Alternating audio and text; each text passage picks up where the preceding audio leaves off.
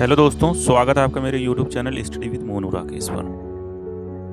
आज हम पढ़ेंगे क्लास 12th इंग्लिश फ्लेमिंगो की जो बुक है उसका जो सेकंड चैप्टर है लास्ट स्प्रिंग, उसके शॉर्ट आंसर टाइप क्वेश्चंस को पढ़ेंगे जो कि परीक्षाओं में अक्सर पूछा जाते हैं। यूपी बोर्ड की परीक्षा में तो लगभग मुझे लगता है कि हर साल इस चैप्टर से एक दो क्वेश्चन पूछ लिया जाता है, चाहे लॉन्ग का हुआ चाहे शॉर्ट का हुआ। तो इस वीडियो में केवल शॉर्ट आंसर टाइप क्वेश्चंस होंगे।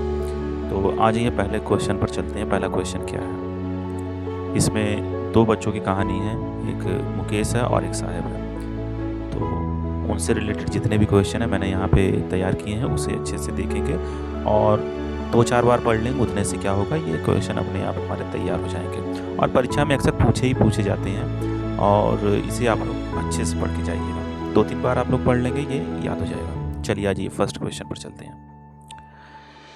तो फर्स्ट क्वेश्चन हमारा देखिए क्या कहता है। जो हमारा फर्स्ट क्वेश्चन है इस पर लिखा गया है कि where is Seemapuri, what are its living condition.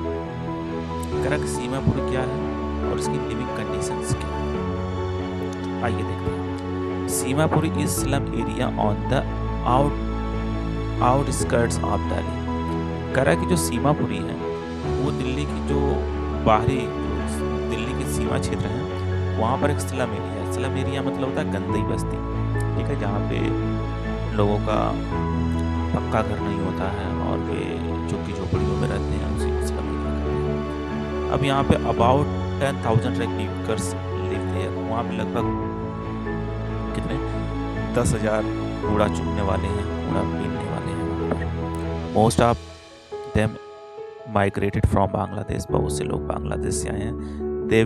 They live in small mud houses. कच्चे मिट्टी से बने हुए घर में रहते हैं। With roofs made of tin and tarpaulin. और जो उनके छत हैं वो टिन की हैं या तिरपाल की हैं।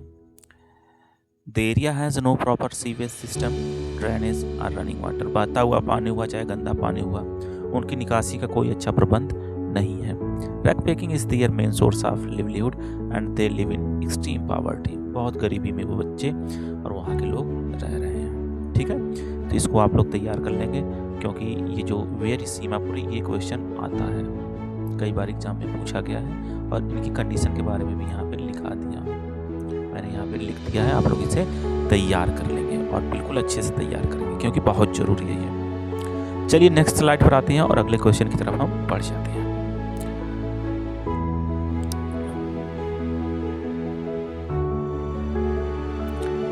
चलिए नेक्स्ट क्वेश्चन जो हमारा है इसमें लिखा है why is the title Lost spring appropriate. कहने का मतलब ये है कि इस चैप्टर का जो ये नाम है लॉस्ट स्प्रिंग, ये क्यों उपयुक्त है इस चैप्टर के लिए, ये नाम क्यों सही है। तो देखिए, the title Lost Spring is appropriate because it symbolises the lost childhood of poor children like Saheb and Mukesh. इसलिए क्योंकि उन्होंने अपना बचपना खो दिया, ठीक है, बच्चों ने अपना बचपना खो दिया, गरीब बच्चों ने अपना बचपना खो दिया, जिसकी वजह से इस चैप्टर को लॉस्ट स्प्रिंग कहा गया। Instead of enjoying education, games and freedom, they are forced to work for survival due to poverty. कह रहा कि उन्हें शिक्षा मिलनी चाहिए थी, खेलना चाहिए था, आज़ादी मिलनी चाहिए थी, इसके बजाय वे क्या कर रहे थे, जीने के लिए गरीबी में काम करते थे, वो भी मजबूर होकर के, फोर्स होकर, ठीक है, फोर्स बाय फोर्स वे लोग काम कर रहे थे, ना कि अपनी मर्जी से, मजबूरी थी उनकी। चलिए नेक्स्ट क्वेश्चन पे आते हैं। Who is Saheb, why is his name ironic. Who is Saheb, why is his name ironic. तो इस सवाल का मतलब ये होगा कि साहेब कौन था और उसका जो नाम था वो आयरोनिक क्यों था, क्यों विडंबनापूर्ण था। साहेब इज एरिक पेकर्स इन सीमापुरी। जो साहेब था वो एक कूड़ा बिनने वाला था, कहाँ पे, सीमापुरी में। His name means Lord of the universe. उसका जो नाम का अर्थ था वो इस ब्रह्मांड का मालिक था। But he is very poor and own nothing, लेकिन बहुत गरीब था, उसके पास कुछ नहीं था। Therefore his name is ironic, इसीलिए उसका नाम जो है आयरोनिक है। यहाँ पे देखिए साहेब का मतलब है लॉर्ड ऑफ यूनिवर्स। ठीक है, तो ये सारी चीज़ें थी यहाँ पे देख लेंगे। चलिए नेक्स्ट क्वेश्चन पे आ जाते हैं। Who is Mukesh? मुकेश कौन है? अब ये देखिए मुकेश का यहाँ चित्र है और आप बैकग्राउंड से समझ रहे होंगे मुकेश कौन है और क्या करता है। चलिए आइए देखते हैं इसके बारे में। Mukesh is a young boy from Firozabad. He belongs to a family of bangle makers but dreams of becoming a motor mechanic. कर मुकेश एक लड़का है, अभी छोटा लड़का है जो फिरोजाबाद का है। He belongs to a family of bangle makers. वो चूड़ी बनाने वालों के परिवार से संबंध रखता है और उसका जो ड्रीम है वो मोटर मैकेनिक बनने का है। वो मोटर मैकेनिक बनना चाहता है। चलिए एक क्वेश्चन और आपका तैयार हो गया कि मुकेश क्या बनना चाहता था। ठीक है, तो ये मुकेश मोटर मैकेनिक बनना चाहता था। चलिए नेक्स्ट देखिए। Why does Saheb join the tea stall? Saheb ने क्यों टी स्टॉल को ज्वाइन किया था? वह चाय की दुकान पे क्यों काम करने लगा था? Saheb joins a tea stall because he gets regular salary of 800 रुपये उसे मिलते थे एंड फ्री मील्स और फ्री का भोजन मिलता था। It gives him financially security. इसकी वजह से उसे क्या था, थोड़ा सा आर्थिक मदद मिल रही थी। इस वजह से उसने चाय की दुकान पर काम करना शुरू कर दिया था। आप देख सकते हैं कि बच्चा चाय की दुकान पर साहब काम कर रहा है और चाय का रेट देखिए लिखा है 10 रुपये चाय, 15 रुपये समोसा, 5 रुपये बिस्किट। बहुत महंगी चाय तो नहीं बट समोसा बहुत महंगा है। चलिए नेक्स्ट क्वेश्चन देखते हैं। What is Mukesh dream? वही आगे की बात, मुकेश का क्या सपना था? तो यहाँ देखिए Mukesh dreams of becoming a motor mechanic and driving car. वो मोटर मैकेनिक और कार चलाना चाहता था। मोटर मैकेनिक बनना चाहता था और कार चलाना चाहता था। He wants to break free from the traditional bangle making. वो जो चूड़ियारों की जो परंपरा चली आ रही थी चूड़ी बनाने की, उस परंपरा को तोड़ना चाहता था। Profession and build better future for himself, और अपने लिए एक अच्छा फ्यूचर बनाना चाहता था। चलिए आ जाइए नेक्स्ट क्वेश्चन पर। Why is Firozabad famous? Firozabad क्यों फेमस है?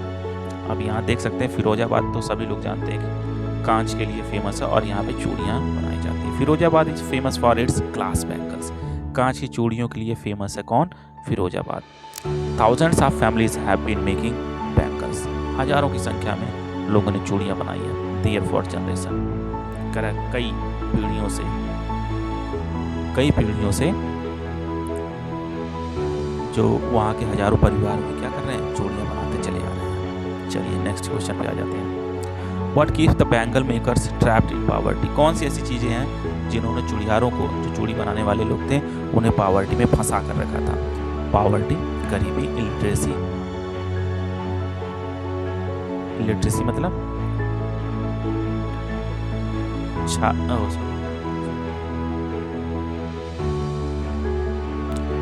लिटरेसी मतलब निरक्षरता।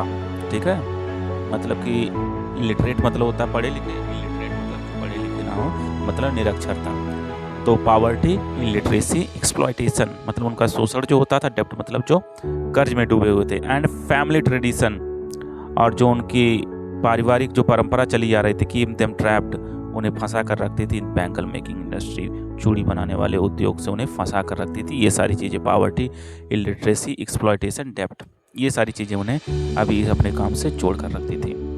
नेक्स्ट स्लाइड पर आते हैं। चलिए दोस्तों, क्वेश्चन हो गया ख़त्म। और ये देखिए मुकेश हैं और ये साहेब हैं, ये दोनों लोग मेरे साथ कह रहे हैं कि आप लोगों का धन्यवाद, thank you dear students and viewers. Please subscribe this YouTube channel and don't forget to like and share.